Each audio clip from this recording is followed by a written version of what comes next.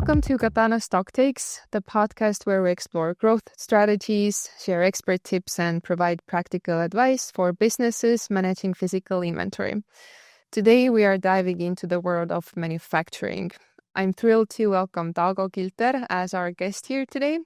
Taago has been a product manager at Katana for over 5 years and brings over a decade of hands-on experience in manufacturing. Today, he's here to share his insights on common manufacturing challenges, recognizing when it's time to innovate, and steps to optimize your operations. So, Taago, welcome to the show. Hello from my side as well. Thank you, Laura. So let's dive right in. Manufacturing is facing a lot of challenges today. What do you think are the most common issues in traditional manufacturing? The most common issues in traditional manufacturing, I would say, is finding the sweet spot of efficiency and profitability, because these are mainly the key characteristics that you need in order to successfully run your business. What about small-scale manufacturers versus large corporations? Do you see these challenges differ in any way? Yes, definitely. Small companies have a little bit different challenges than larger corporations would have. I would say one of the key differentiators between these types of companies is that when a small company is more focused on the customers, on the market, whether they find the right customers to sell their product with right price point, then larger companies, they usually have established already a sizable customer base. They have longer contracts maybe, and their challenges usually are more in the finding that efficiency sweet spot, finding the ways how to be more and more profitable, how to navigate in the world of stiff competition. They face these kind of challenges more. And what about your own experience? You have a background in manufacturing. Can you share any example from your experience, any challenges that you addressed or solved? How was it? Yeah, we had actually the same size question was one of the challenges that we faced in my manufacturing career. And that happened when we were scaling. At one point, we realized that, yes, we do have the established market. We could sell our products with the right price point. And we just realized that we are not making enough profit from that market. And that disabled us to invest in our manufacturing. And what we, in essence, had to do is increase a little bit that efficiency point to get to the level where we found our company sustainable.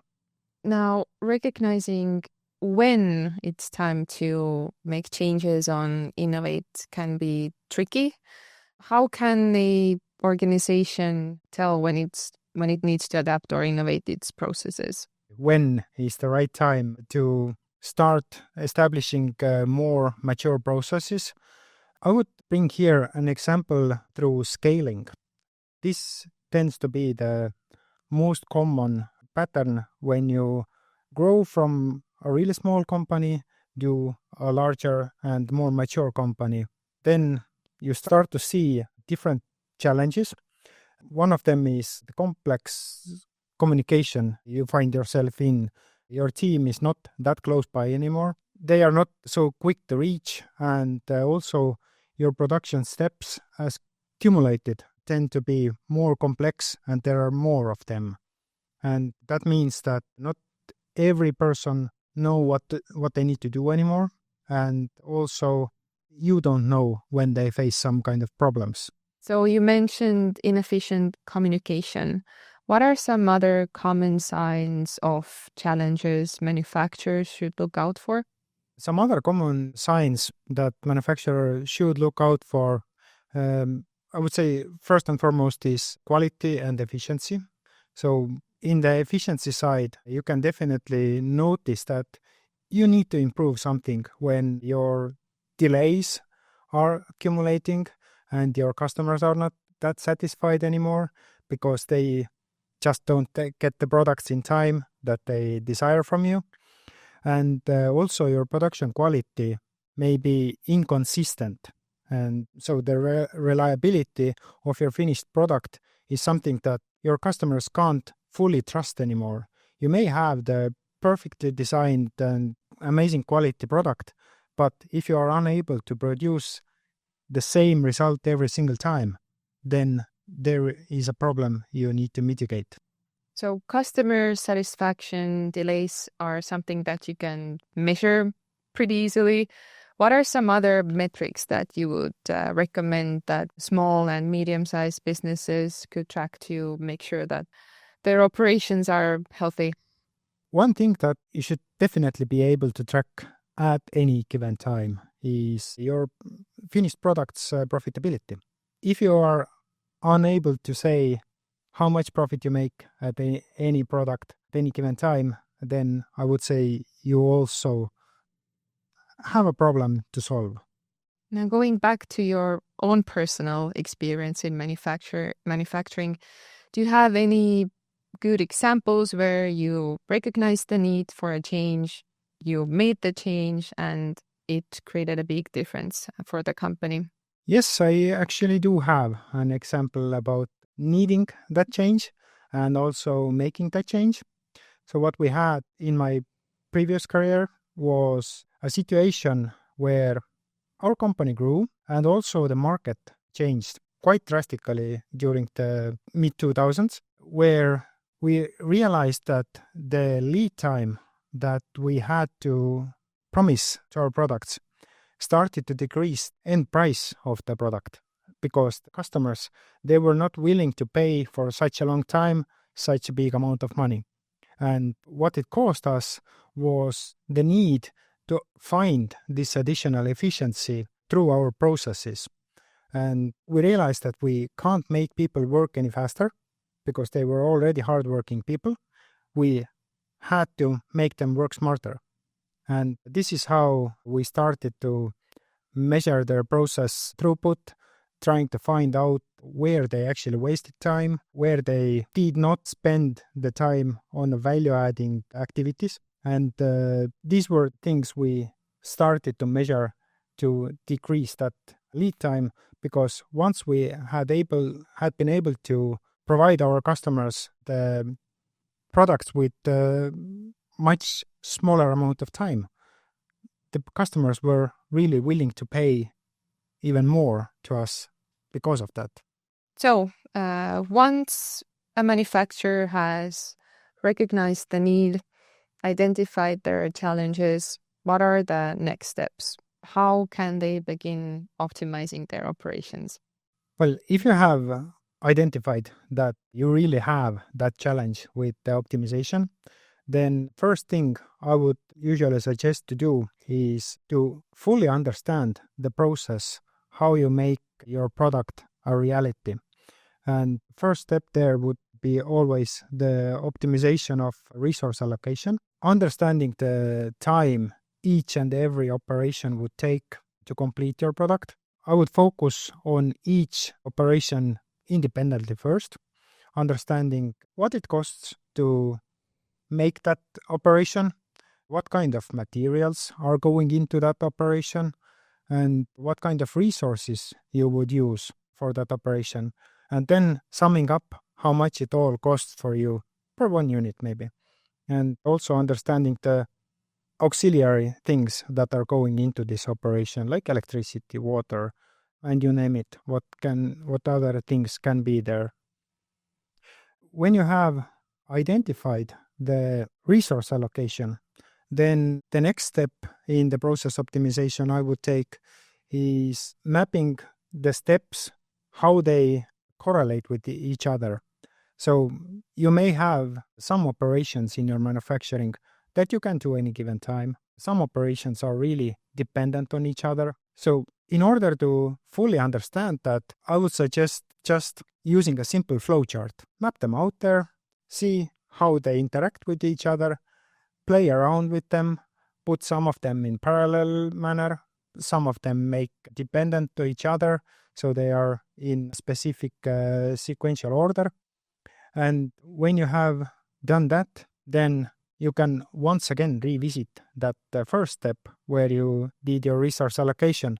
Maybe you want to redo something there because you find that it's not the most efficient way. And so you can repeat these steps several times and do it for each and every product you have.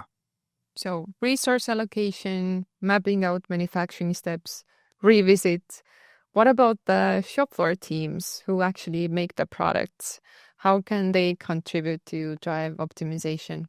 That's a really good point. The shop floor team that you have who are making these products a reality, one thing they can do for you is they can give you back much more time than you think you would have to focus on your own jobs.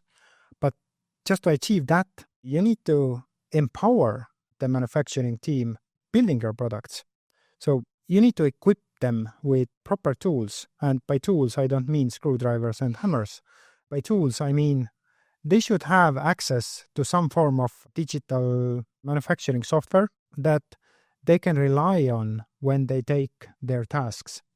And also, they can use that to streamline the communication between you and them. Because when they can digitally tell you what is wrong with their process, it is much more efficient for you to react to these communications while you still can focus on your own tasks.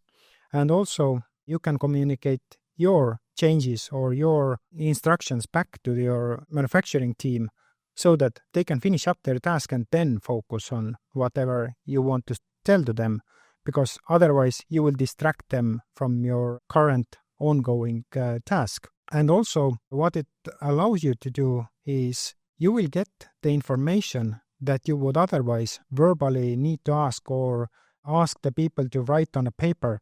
You will get that in a digital format associated directly with these orders that they are working on. They can report the materials they are using at any given time. You will know what is the actual consumption of any materials. You will understand what is the time it takes to complete an operation. And you will have the ability to revisit also your efficiency based on these actual numbers that are provided for you. When you have that team established, then one thing to empower the team even more is to have a person on the manufacturing team to be a sort of master user for this tool that you are using for your manufacturing. And they can be the go-to people for the entire manufacturing team, so they don't have to turn to you with every single detailed question. And also, it is much easier to train that one person with exactly the streamlined process you want every single person on the manufacturing team to follow.